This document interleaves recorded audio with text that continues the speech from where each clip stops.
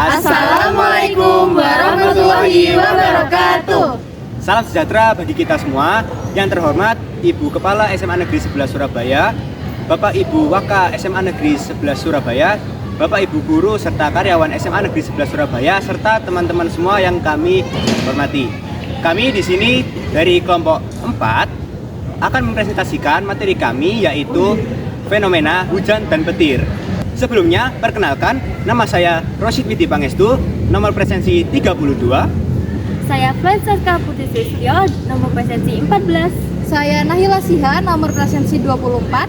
Saya Farah Delia Pratiwi, nomor presensi 12. Saya Nariman Nurdiyati dari presensi 26. Selamat menyaksikan. Manusia, hewan, dan tumbuhan hidup berdampingan di bumi ini dengan berbagai jenis fenomena yang telah terjadi. Nah, fenomena yang terjadi ini dapat berdampak baik maupun dapat berdampak buruk. Salah satu yang sering terjadi saat ini adalah petir dan juga hujan. Terjadinya petir dan hujan ini melalui berbagai proses yang dapat dijelaskan melalui hukum-hukum fisika. Namun jauh sebelum itu, fenomena ini telah dijelaskan melalui Quran Surat Al-Hijr ayat ke-22 dan Quran Surat Al-Alaq ayat ke-12 hingga ayat ke-13. Adapun bahasan yang akan kita bahas saat ini adalah yang pertama, apa itu hujan dan petir? Lalu yang kedua, apa sajakah jenis hujan dan petir? Lalu yang ketiga adalah bagaimana proses terjadinya fenomena hujan dan petir? Dan yang terakhir adalah apakah akibat dari fenomena hujan dan petir bagi makhluk hidup? Adapun tujuan dan manfaat. Yang pertama yaitu tujuan. Yang pertama, mendeskripsikan definisi hujan dan petir. Yang kedua, mendeskripsikan jenis-jenis hujan dan petir. Dan yang ketiga adalah mendeskripsikan proses terjadinya fenomena hujan dan petir. Dan yang terakhir yaitu mendeskripsikan akibat fenomena dari hujan dan petir bagi makhluk hidup di bumi. Ada manfaatnya, yaitu yang pertama, memberikan informasi terkait definisi hujan dan petir. Lalu yang kedua, memberikan informasi terkait jenis-jenis hujan dan petir. Dan yang ketiga, memberikan informasi terkait proses terjadinya fenomena hujan dan petir. Dan yang terakhir yaitu memberikan informasi terkait akibat fenomena hujan dan petir bagi makhluk hidup di bumi. Selanjutnya saya akan menjelaskan mengenai pengertian hujan. Menurut KBBI, hujan merupakan fenomena turunnya titik-titik air dari udara menuju ke permukaan bumi karena adanya proses pendinginan. Namun secara umum, hujan merupakan turunnya titik-titik air ke permukaan bumi melalui beberapa proses. Namun selain dari pengertian umum dari KBBI tadi, telah dijelaskan dalam Al-Quran, yaitu pada surat Az-Zukhruf ayat ke-11 yang berbunyi, dalam Quran Surat Al-Zuhruf ayat ke-11 Allah berfirman, Bismillahirrahmanirrahim, Walladzi nazzala minas samaa'i ma'um biqadar fa'ansyarna bihi baldatan maita kadzalika tukhrajun. Yang artinya, yang menurunkan air dari langit dengan suatu ukuran, lalu dengan air itu kami menghidupkan negeri mati atau tandus. Seperti itulah kamu akan dikeluarkan dari kubur. Oke, selanjutnya saya akan menjelaskan mengenai pengertian petir. Petir merupakan fenomena pelepasan muatan listrik negatif ke positif yang terjadi di antara awan dengan awan maupun dengan permukaan bumi. Nah, hal ini terjadi karena adanya perbedaan muatan, yang nantinya muatan listrik negatif ini akan menuju ke aliran listrik positif.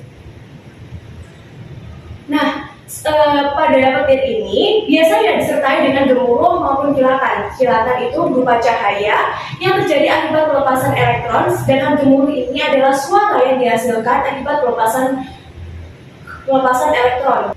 Nah, biasanya petir ini disertai dengan kilatan maupun gemuruh. Kilatan ini merupakan cahaya yang dihasilkan akibat pelepasan elektron yang terjadi, lalu gemuruh merupakan suara yang dihasilkan akibat dari pelepasan elektron tadi. Nah, setelah penjelasan tadi, pada Quran Surat Al-Baqarah ayat ke-20 Allah berfirman bahwasannya, dalam Quran Surat Al-Baqarah ayat ke-20 Allah berfirman, Yakadul barqu yahtafu absarahum kullama adu'a lahum masyaw fih wa idza adlamu alaihim qamu walau syaa Allah ladhahaba bisam'ihim wa absarihim innallaha ala kulli syai'in qadir. Yang artinya, hampir-hampir kilat itu menyambar penglihatan mereka. Setiap kali kilat itu menyinari mereka, mereka akan berjalan di bawah sinar itu dan dan bila gelap menimpa mereka, mereka berhenti. Jikalau Allah menghendaki, niscaya Dia melenyapkan pendengaran dan penglihatan mereka. Sesungguhnya Allah berkuasa atas segala sesuatu. Saat ini kita masuk ke jenis-jenis hujan.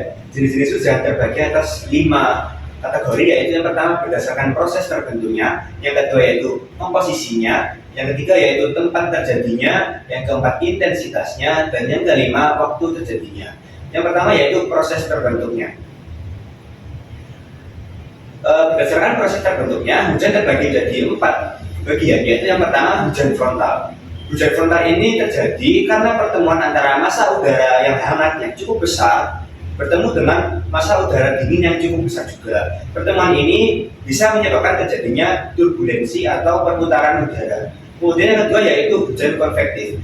Hujan ini terjadi karena ketiksamaan panas antara lapisan udara dan permukaan tanah. Semakin tinggi di atmosfer, maka udara dengan suhu tinggi akan berubah menjadi udara dingin sampai uap air mengembun, akhirnya mulai membentuk awan cumulus yang jatuh sebagai hujan.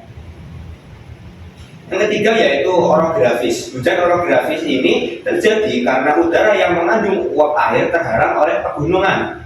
Angin yang mengambil jalan naik ke daerah tinggi di gunung, suhu udara menjadi dingin sehingga terjadi pengembunan uap air yang kemudian hujan turun di sekitar pegunungan. Hujan ini menyebabkan bayangan hujan, yaitu di salah satu sisi gunung tidak terkena hujan geologisnya.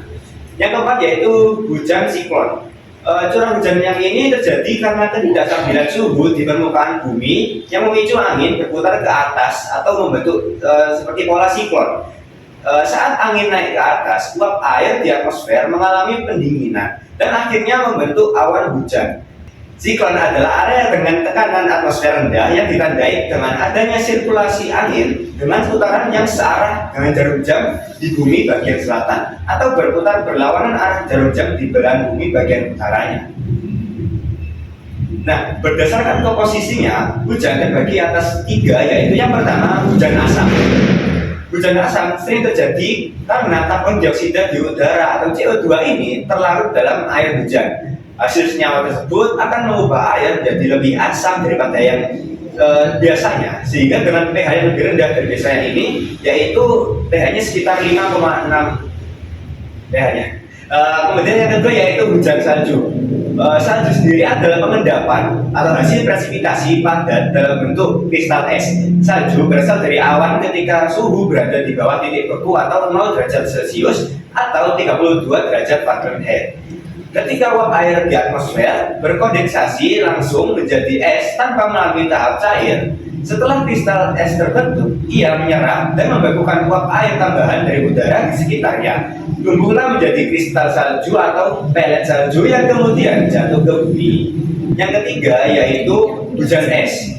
Nah, berbeda dengan hujan salju, yaitu hujan es ini berupa bola-bola potongan maupun serpian-serpian es yang memiliki diameter antara 5 hingga 50 mm. Namun dalam pertumbuhan yang ekstrim, hal ini bisa lebih besar lagi. Hal ini dapat jatuh secara pisah atau terkumpul menjadi gumpalan-gumpalan yang memiliki bentuk yang tidak teratur. Nah, berdasarkan letak terjadinya hujan, hujan terbagi menjadi 2, yaitu hujan tropis dan juga hujan muson. Untuk hujan tropis yaitu sering terjadi di daerah yang beriklim tropis tentunya, yaitu daerah yang terletak di antara garis lintang 23,5 lintang utara dan 23,5 lintang selatan. Hujan tropis ini memiliki intensitas yang tinggi dan biasanya disertai dengan petir dan juga badai. Yang kedua yaitu hujan muson. Hujan muson ini musiman yang biasa disebabkan oleh muson. Di Indonesia, hujan karena angin muson timur yang menyebabkan angin dingin dari Oktober hingga bulan April selama musim hujan. Dan angin musim dingin bertiup dari Australia ke Asia. Dan angin ini membawa awan dan hujan lebat karena sedang musim dingin di Australianya. Nah, berdasarkan intensitasnya, hujan terbagi menjadi 4, yaitu hujan gerimis, hujan sedang, hujan lebat, dan juga hujan ekstrim. Nah, yang pertama yaitu hujan gerimis. Hujan gerimis ini turun dengan intensitas yang sangat ringan, sehingga hanya menghasilkan tetesan air yang kecil dan tidak terlalu deras. Kemudian yang kedua yaitu hujan sedang. dengan intensitas yang sedang biasanya lebih deras daripada gerimis, tapi tidak sederas hujan lebat. Hujan sedang biasanya memiliki kecepatan turun antara 5 hingga 15 mm per jam, sehingga dapat menyebabkan genangan air yang tidak terlalu parah, seperti hujan-hujan yang lebih lebat. Kemudian yang ketiga yaitu hujan lebat. Hujan dengan intensitas yang tinggi ini sering disertai dengan angin kencang dan butiran air yang besar dengan kecepatan turun yang sangat cepat, biasanya lebih dari 20 mm per jam. Hujan lebat dapat menyebabkan genangan air yang parah, banjir, dan juga tanah longsor. Kemudian yang keempat, yaitu hujan ekstrim. Nah, hujan ini memiliki intensitas yang sangat tinggi dan berlangsung dalam waktu yang lama, sehingga dapat menyebabkan bencana alam seperti banjir, tanah longsor, kerusakan infrastruktur. Kemudian, hujan ekstrim ini biasanya memiliki kecepatan turun yang sangat-sangat cepat daripada hujan lebat sebelumnya, yaitu sekitar 50 mm per jam dan dapat berlangsung selama beberapa jam atau bahkan berhari-hari. Nah, berdasarkan waktu terjadinya, hujan terbagi menjadi dua, yaitu hujan musiman dan juga hujan sepanjang tahunan atau hujan tahunan. Nah, untuk hujan musiman sendiri ini mungkin sudah kita ketahui semua, yaitu terjadi pada waktu tertentu dalam 1 tahun. Misalnya musim penghujan di Indonesia yang berlangsung sekitar bulan Oktober hingga bulan Maret. Hujan musiman ini dapat disebabkan oleh angin muson yang bertiup secara periodik. Kemudian untuk hujan sepanjang tahun ini terjadi sepanjang tahun tanpa adanya pola musiman yang jelas. Nah, hujan ini sering terjadi di daerah Khatulistiwa. Dibedakan menjadi dua, yaitu berdasarkan asal petir dan arah sambaran petir. Yang pertama adalah petir flow to ground, yaitu dari awan ke tanah. Nah, kenapa bisa disebut dengan dari awan ke tanah? Karena awan yang memiliki muatan negatif itu bertemu dengan permukaan bumi yang bermuatan positif. Makanya disebut petir flow to ground. Lalu yang kedua adalah petir flow to cloud, yang artinya dari awan ke awan juga. Nah, sambaran positif dan negatif terjadi antar awan. Sambarannya biasanya terlihat sebagai sebuah luasan cahaya di langit. Sambaran petir IC ini yang meninggalkan awan tetapi tidak mencapai tanah disebut sebagai air diskret. Dan yang ketiga ada petir intracold, yaitu di dalam awan. Nah, artinya itu adalah pelepasan muatan yang terjadi antara satu muatan pada awan yang berbeda. Makanya disebut di dalam awan. Selanjutnya adalah petir flow to air atau dari awan ke udara. Nah, petir yang bisa disebut dengan CA itu biasanya terjadi jika udara di sekitar awan yang bermuatan positif itu berinteraksi dengan udara yang bermuatan negatif. Nah, petir jenis ini itu akan menghasilkan suara keras luar biasa, tetapi tidak menyentuh tanah. Proses petir terjadi melalui 3 tahap. Yang pertama adalah pembentukan awan cumulonimbus, yang kedua adalah pemisahan muatan listrik, dan yang ketiga adalah pelepasan elektron. Nah, yang pertama yaitu adalah pembentukan awan cumulonimbus. Awan cumulonimbus ini dibentuk oleh awan konvektif. Umumnya memiliki ukuran yang cukup besar dan memiliki bentuk seperti jamur. Nah, dikarenakan adanya perbedaan udara di atmosfer, maka pergeseran dapat terjadi dengan mudah. Nah, gesekan antara tetesan terjadi perpindahan muatan listrik. Nah, dalam awan cumulonimbus ini akan terjadi perbedaan muatan listrik. Yang pertama yaitu adalah muatan positif, yang kedua adalah muatan negatif. Nah, pada muatan positif itu berada pada bagian atas awan, sementara muatan negatif berada di bagian bawah awan. Nah, dikarenakan adanya perbedaan potensial listrik, maka akan terjadi pelepasan elektron dari awan. Pelepasan elektron ini dapat terjadi dari awan ke tanah dan juga dari awan ke awan. Jadi dari muatan negatif ke muatan positif. Dan itulah yang kita sebut dengan petir. Proses hujan memiliki kaitan erat dengan siklus air. Nah, siklus air dapat terjadi melalui 4 tahap. Yang pertama adalah evaporasi, kondensasi, presipitasi, submersion of, dan infiltrasi. Nah, yang pertama yaitu adalah evaporasi. Apa itu evaporasi? Evaporasi adalah tahap penguapan air. Tahap ini dapat terjadi karena air yang ada di perairan ataupun dimanapun di permukaan bumi akan terpapar dengan sinar matahari. Selain itu, evaporasi ini juga dapat terjadi pada tumbuhan dan es. Kalau pada tumbuhan itu kita sebut dengan transpirasi, kalau pada es kita sebut dengan sublimasi. Nah, ada sedikit perbedaan pada evaporasi dan sublimasi. Kalau sublimasi itu terjadinya dalam bentuk padat menjadi bentuk gas. Jadi tidak dari cair menjadi gas, melainkan dari bentuk padat yaitu es langsung berubah menjadi molekul gas. Selanjutnya yaitu adalah proses kondensasi. Kondensasi ini adalah proses pembentukan awan. Proses ini terjadi karena molekul-molekul gas hasil uapan air ini akan naik menuju atmosfer. Di atmosfer, suhu udara akan menjadi lebih rendah atau dingin, yang mengakibatkan uapan-uapan air ini akan kembali menjadi embun. Nah, embun ini juga akan bersatu dengan debu-debu yang ada di udara itu. Selanjutnya yaitu adalah tahap presipitasi. Tahap presipitasi itu adalah tahap yang kita sebut dengan hujan. Nah, pada tahap ini, embun-embun air akan berkumpul menjadi satu dan semakin banyak dan juga semakin berat. Nah, kumpulan dari embun-embun air ini akan menyebabkan udara di sekitarnya menjadi lebih rendah. Ketika udaranya menjadi lebih rendah, akan terjadi perpindahan kalor. Perpindahan kalor ini terjadi dengan bentuk suhu udara yang lebih rendah akan turun ke bawah, sementara suhu udara yang lebih tinggi atau yang lebih panas akan naik ke atas.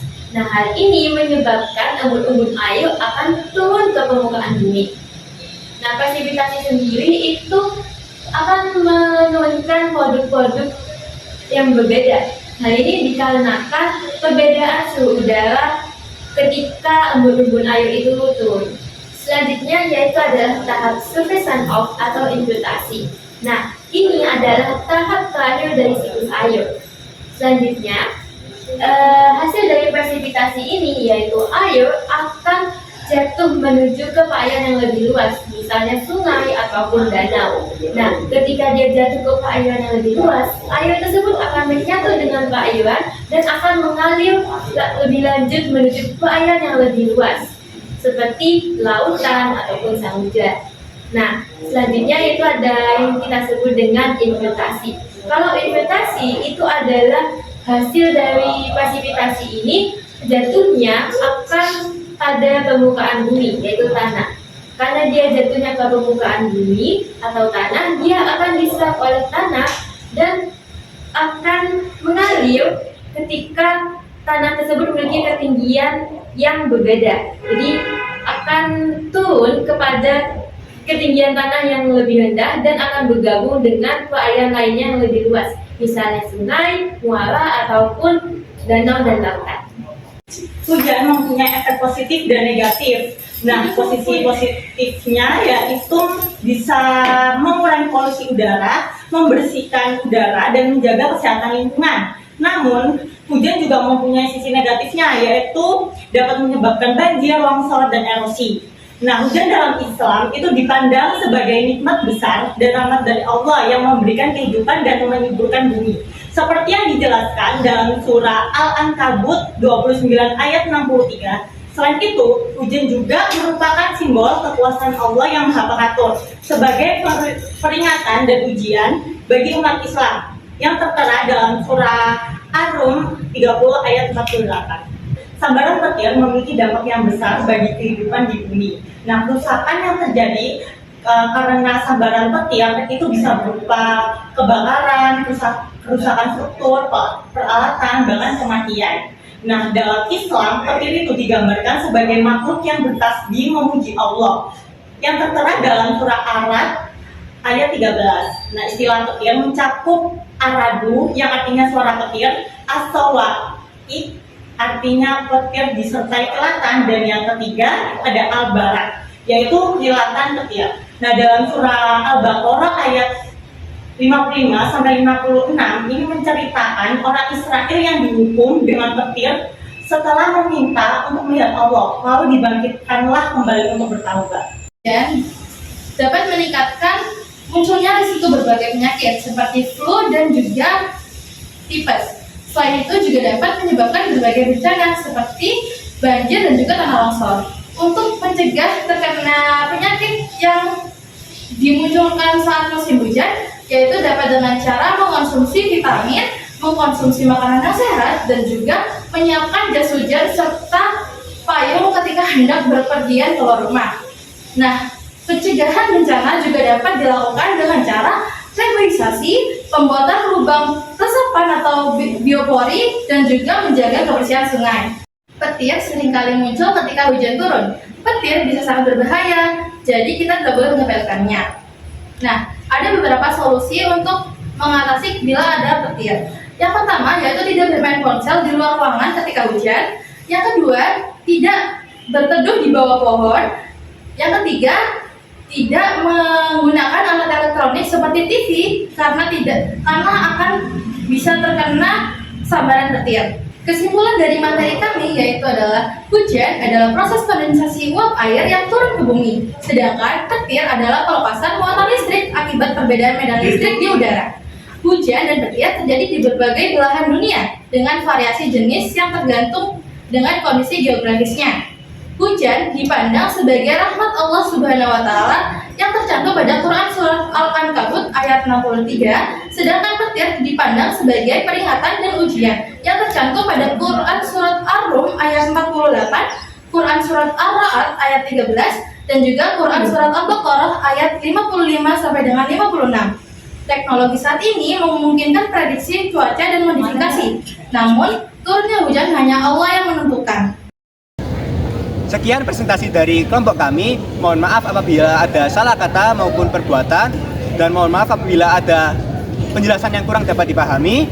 Sekian, Terima kasih. Wassalamualaikum warahmatullahi wabarakatuh.